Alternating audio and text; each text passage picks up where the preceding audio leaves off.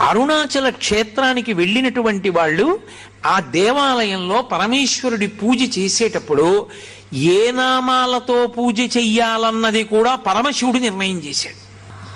అరుణాచల క్షేత్రంలో ఈ నామాలతోటే నాకు పూజ, ఇతర నామములు కూడా పలకవచ్చు, ఆడవచ్చు, కానీ ఈ నామములే నా దగ్గర పలకాలి, దాని చేత నేను ఎక్కువ ప్రీతి చెందుతాను. అలాగే అరుణాచల క్షేత్రానికి వచ్చిన వాళ్ళు అరుణాచలంలో కూర్చుని చక్కగా సామూహికంగా భక్తులందరూ కూర్చుని ఒకరు చెప్తుంటే మిగిలిన వాళ్ళు చెప్తూ ఉండాలి ఆ నామాలు. ఆ నామాలన్నీ గౌతమ మహర్షికి చెప్పి గౌతమ మహర్షి చేత సంకలనం చేయించాడు పరమేశ్వరుడు. మీ యొక్క సౌకర్యం కోసం నేను ఆ నామాలు తీసుకొచ్చాను. ఆయనే చెప్పినటువంటి నామాలు, అరుణాచల క్షేత్రంలో ఈ నామాలు చెప్పాలి అని. శోణాద్రీశుడు, అరుణాద్రీశుడు, దేవాధీశుడు, జనప్రియుడు, ప్రపన్న రక్షకుడు, ధీరుడు,